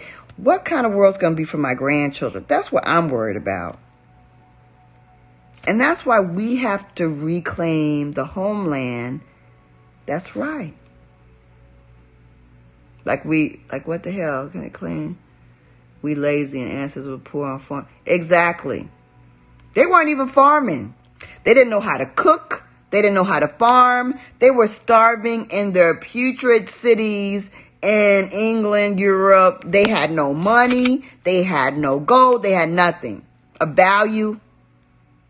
And they raped everything that we had, all our bountiful, wonderful plants, animals, minerals, and people, especially the people. There's a magic and a power and a soul that we have that everybody needs to. I mean, in this hotel that I'm staying in, they have all these pictures of Tesla and him talking about vibration and energy and all this kind of stuff. It's key. Vibration and energy is key. How we vibrate, our soul, our energy is key. It is very key that we vibrate in unison in a positive way. We cannot afford to be stupid again. We cannot afford to be fighting each other again. We cannot afford to be separate from each other, to be at each other's throats. We cannot afford that. It's too important for us to vibrate right in unison. All this distraction is all distraction. Do not be distracted by all the stupidness, all the stupidity, all the chaos and confusion. I don't know what the source of it is. I don't know if it's intentional or it's an attack on us. I don't know what. We don't need to even think about that. But what we need to know is that vibrating together and knowing we're winning and knowing the outcome is we are going to win big. We are winning already big. That my job as a person on this planet is to help share whatever I know with whoever wants to know. Anything. Like I've said, whatever little land I get, come on, bring a trailer, build a house, build a daggone, cabin on it. Whatever. Everything we share. We do not feel lack, we feel abundance, and we share whatever. That's the spirit we have to proceed in. If you ain't about that, you got to go. But guess what? If you're not about that, you will go. Check. Because it's only going to be only the people that are vibrating high are going to survive all this. Trust and believe you about to go. And also, understand that a lot of these people, because I'm very, very intuitive, I'm a healer, like for real.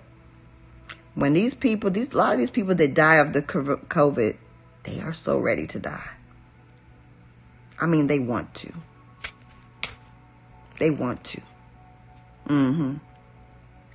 I had to talk, and the majority of them are actually Hispanic, but I had to talk a brother from Colombia out of his conviction to die just this week.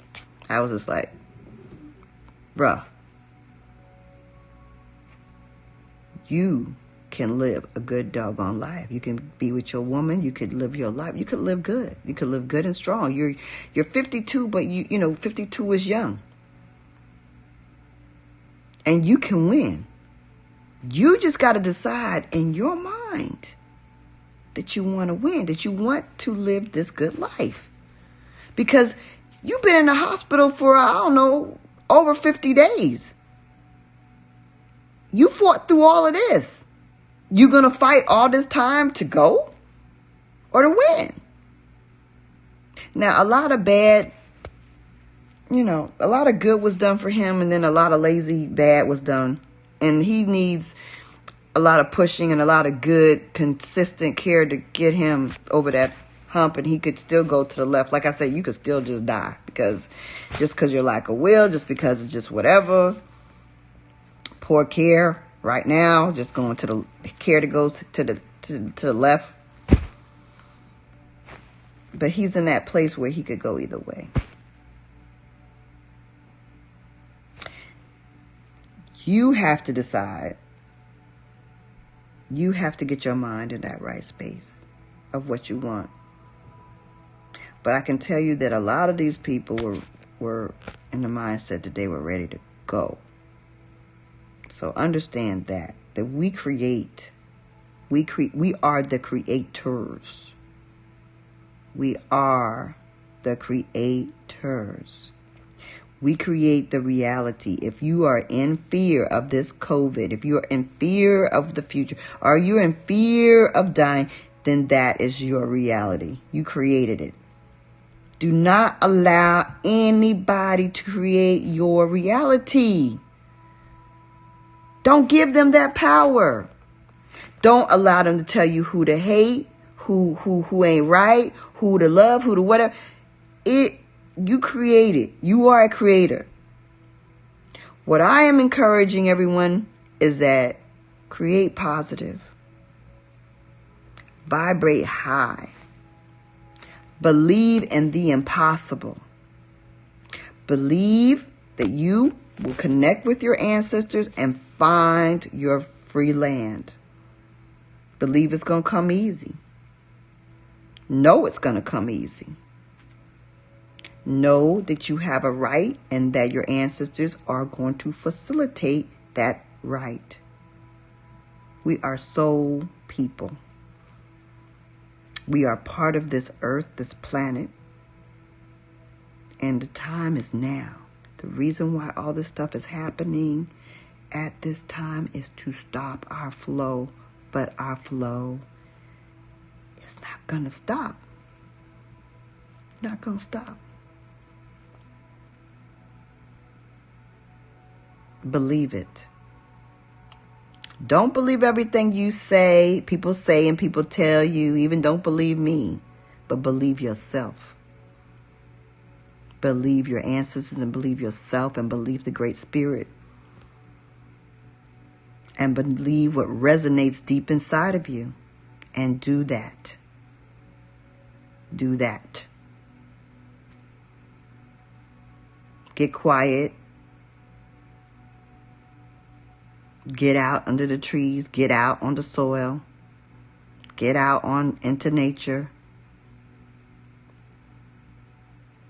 Breathe deeply without a mask. And let your soul tell you the way to go. We are going to win. We need to come together. Do not let anything keep you from organizing and from getting together with your people. Reach out to strangers who are your distant relatives or not even your relatives, just your people. They just may be your common people. Talk to people who aren't even people. Talk to the newbies, the newcomers, the new immigrants. Inform them, educate them. It is your job. It is your job to set the rights wrong, to set the truths out to the people, not just talk to a select audience. The select audience already knows. We find it entertaining. Okay, that's nice. But talk to the people who aren't your audience, who aren't interested. Let them hear it. Let them know. Be bold. Be clearly bold about who we are. Be proud. Be proud. Get what is rightly yours and be proud of yourselves and let your soul resonate good energy and believe in the goodness that's inside of us. And also believe this, that anybody shady, anybody doing some twisted stuff, they're going to die on their own sword. You ain't got to worry about correcting nobody. Or they're going to be like the daggone, the Powhatan people. They're going to get corned. Like the story in the Powhatan Nation of the greedy colonialists who were just gobbling up all the corn. So much to the point that there was a war that was set upon them, a surprise attack in which the Indians stabbed them in the throats with corn cobs and killed them, murdered by corn, murdered by their own greed for corn. Ironically, on Good Friday, their good Christian holiday. Not even ironic, but on purpose, because they disrespected the fact that the colonialists tried to push their religion on them. Understand, those people that are doing twisted stuff, that energy is going to reverse on them. They will fall on their own corn cob. Don't worry. Just vibrate positive. Do what you have to do and share what you have to share from the goodness of your heart and the goodness of your soul, and be generous. And don't feel like it all got to be about you. Let people take over. Let people do what they do. Give them their gifts. Give them their cred. Yes, we need to unite. Yes, Hope, we need to unite. We need to connect with each other. All of us that are working and connect with really what we need to be doing. Y'all, this is the other thing. Talk to the farmers. Talk to the people who are already doing what we need to be doing and let them connect with their Indian ID if they haven't already. Help them with their genealogy because they already got the whole lifestyle down. They just need to connect with their ancestors and their ID, the identity. They already are living the right life. They are already in connection with nature and the universe. They need to connect with their people and their ID, their true selves, their soul selves. So talk to those people who are doing the farming, man. Doing exchange. You teach them, do their genealogy. They teach you about farming and about livestock and all that.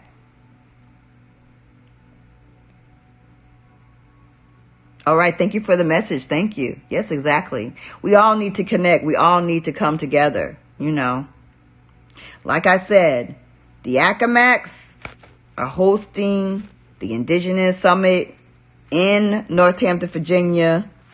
COVID or no COVID. Rain or shine, COVID or no COVID, it's happening. You better believe I'm the type of person that I will put up every tent. I will put up every stand. I will put up every display of information and stand there by myself if it's that. But I won't be by myself because I got good folk. I got good people. But no matter what, if people are afraid, I'm not going to be afraid. I'm going to be out there with me and myself in my tent. And it won't be me and myself in my tent. But you know what I mean? The summit is happening. And it's happening rain, shine, or COVID. It's happening. Like I said, and if it don't happen, you know, this is how much is going to happen. It's going to happen despite whether it's rain, shine, or COVID, whether we have to have it even on the land that my ancestors gave us. Or if we can have it at the park, we have it at the park. But if not, on the land that my ancestors gave us, that's where it's going to be. It's happening. It's happening. So but better believe it's happening in Northampton on October 10th, 11th, and 12th. For sure. We're going to look at genealogy. We're going to exchange information. We're going to look at the history. We're going to go to the graves, look at some graves, get that feeling, understand what's happening. We're going to go to some ancient sites of where the Accawmacke Indians reservation was, some gravestones around there. We are really going to get in communion. We're going to vibrate with the water because it's surrounded by water on three sides. It's beautiful. Ocean on one side, bay on the other. Like, water's so powerful. We're going to do this in a way that, you know, it's going to be real. It's going to be an experience. Unite people. Connect with people. See the greatness in each other because y'all are amazing and beautiful. And I just get like, ooh, I mean, you don't even know how amazing that summit even came together is. The fact that Tasha, she, and Carrie, and all these people that didn't know me from Adam, Gabe, all these people came. Indian bow hunter. This dude took off making major money to show people how to shoot a bow and arrow at the summit. Like, come on, y'all. The greatness in us, it's like we make miracles in all we do every day. But when we come together, it's amazing. And when you come together and, right, like, do you understand how much money I lost in that summit? Y'all don't understand how much money I lost. And I didn't have a job. So before the summit, I was taking all my money and buying tents and buying this and buying generators and buying blah, blah, blah, buying all this stuff, buying. Then I lost my job.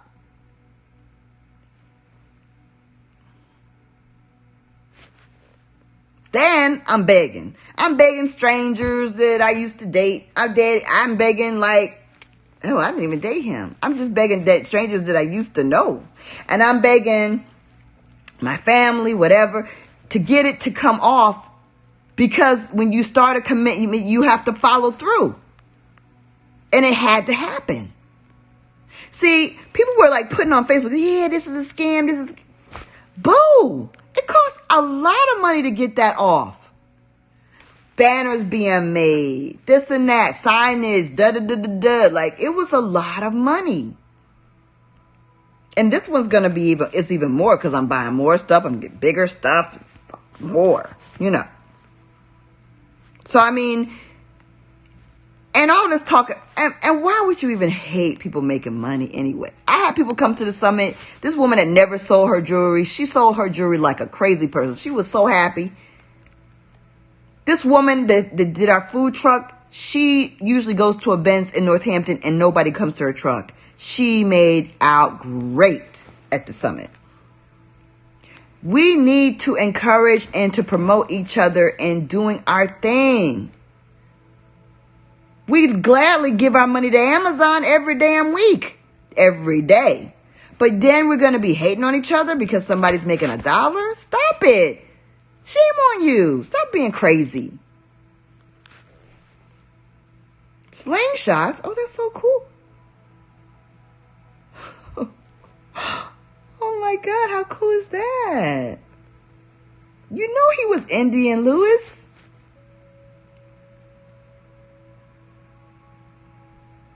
You went to Norfolk State? How awesome. Oh my gosh, that is so cool. You know what? We need to get Norfolk State and the local colleges involved in the summit. I wanted to get, because like Hampton has like a, they have a, they have a lacrosse team, and they also have archery. So that's what, I mean, they need to come and demonstrate and do their thing and show how this is being carried on. And we're not even thinking about what we are, you know, we're not even thinking about our roots and how we're carrying it on in the university, on the university level. You know, nautilism is taught at Northampton. They teach you how to navigate, how to use a boat. It's a course. Come on, y'all. Understand this. It's time to do some really great things and come together and let your greatness shine. Like, you know, and encourage each other to do it. Like, bring out the best and encourage the best in everybody. Like, why? You know, I had a conversation. Andrew Thunder contacted me. He's like, yeah, we need to organize as a party. We need to organize as a political party. Yes, we do. He said, yeah, we need to get together and no egos. Yes, we do. No egos. Ego's evil. Ego's evil. Leave the ego alone. Loving everybody. That's what's up. So, yeah, we need to organize unite as a people. Yes, Hope. We need to organize as a political party. Real. We need to unite on a national level and internationally. Political party. You like that? Right. We're going to have several cities, man. We're going to have several cities, you know. It's happening. It's happening. It's happening. This is a time of opportunity. We just have to be in tune to see it and to capitalize on it and to make those moves. Understand who we are. Talk to people that we don't usually talk to. Spread the news in different ways. Engage our family. But most of all, engage the young people. Get those babies. Get those young people. What are they going to do? They're trying to dismantle schools. They got all this kind of craziness going on. All these jobs and businesses being eliminated. We got to start taking over and doing our thing. We got to create an economy for ourselves. We're going to create our own economic economy, our own economics, our own economic system. We got to do this. Thinkers start thinking. We need our thinking people to start thinking. We need to start getting these people to turn. We need to turn people. What you also need to do is join these Facebook groups of these dumb people. Not dumb people. I shouldn't say that. That's mean. But the people that are in these groups that are like, I'm a daughter's, I'm a descendant of the slave. I'm a this, I'm a that. Join these groups and start educating these people. Re-educate them. You're not going to convince everybody because some of them are stuck on stupid. But then there's going to be a good number of people that you're going to be like, they're going to be like, yeah, that makes sense. Right. Because if they look closely at the plantations, they're going to see that those all were Indians. Virginia admits it. The Smithsonian admits it. We just got to convince some of our, because some of our smart people are just lost and just haven't gotten the information.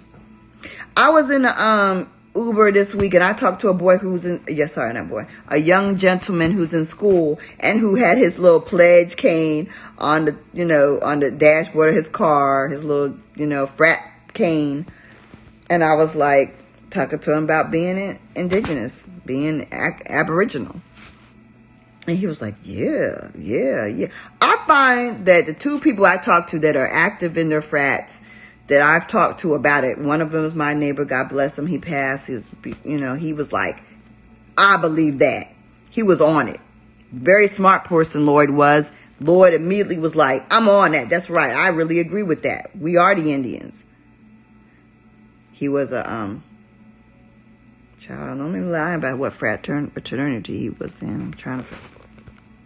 He was I don't even know, child. But anyway, I can't remember. It's not because it's because my memory is not always that good. But anyway, the point being is that a lot of these people, these fraternities and sororities need to be, you need to reach out to these people, because once you get the fire into some of these frats and sororities, then the fire is going to grow, because once you get within these systems, then they're going to educate each other within the fraternities and sororities, and we're going to have a league of people that we should be connected to. We all should be aware of this. You see what I'm saying? Exactly. You're right, Lewis. Smart people, so-called educated fools, lack a lot of common sense. You're right about that.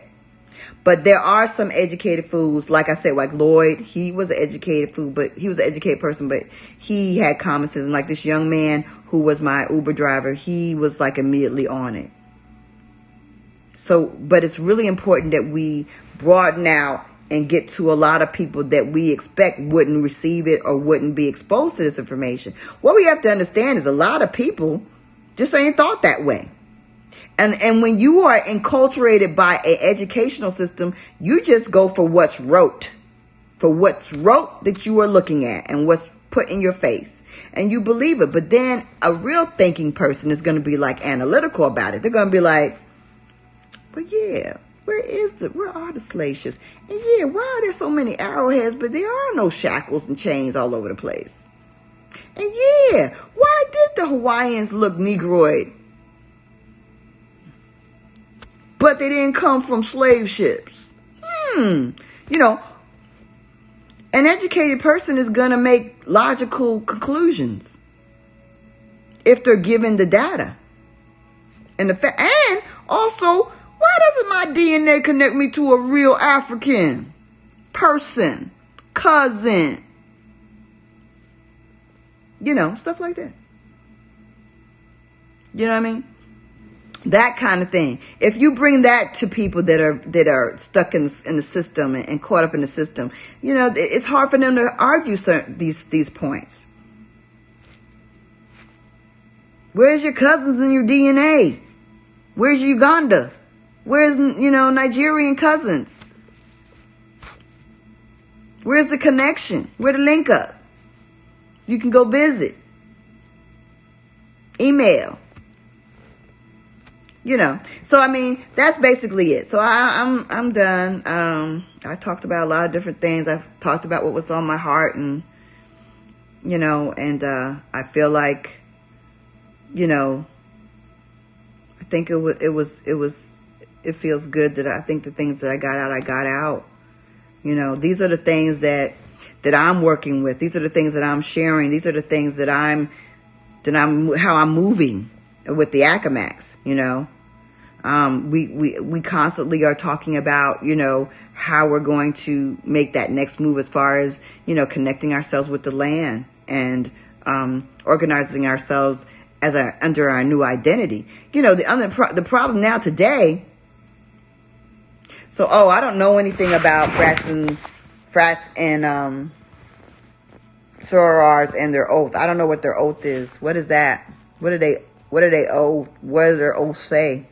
Does the oath say they can't be Indians? I don't know. I'm sure. Does it? I mean, I'm sure. I don't know what their oath. I don't know anything about that. I'm very ignorant of that. But I don't know what their oath is or what that is. But and what's very interesting about frats and all this stuff? It's like, have you ever thought, like, Africans don't seem to have these frat. Why are we so strong in that? Is that something that we always had? That the Europeans copied from us? Or did we copy it from them so hard? It's like, and why are we so deeply in it? And is that just because is that from our tribal past of just wanting to be in a council or being in a clan, or is that why we are so drawn to it? It's very interesting how we seem to connect in that way and be drawn to that way of organizing. I find that very interesting to examine. When I get free time to be thinking about random things, I'm going to delve into that whole history of the frats and sororities and our involvement and just how we might be motivated in that way, what is behind it. I find that really fascinating. A lot of what is done in America is us. It's very interesting that, what everybody claims, it's American food, roasting food and the way we cook food, frying food, all that is all American. All that's all Indian. All American, it's all us. So a lot of what we consider, Americans are apple pies. Apples are Indians. Apple pies, that's us. We did all that, all this stuff. Everything that's naturally American is naturally Negro Indian. And it's very interesting that, the effort needs to be done to make this part of the establishment's truth. That, the other thing that we need to be working towards, besides politically being organized as a political party, is also when we organize as a political party, we need to be demanding that the history is rewritten and that we, just like Philadelphia, Harrisburg, a cousin of mine has, gotten into legislature that they teach the true Indian history in school.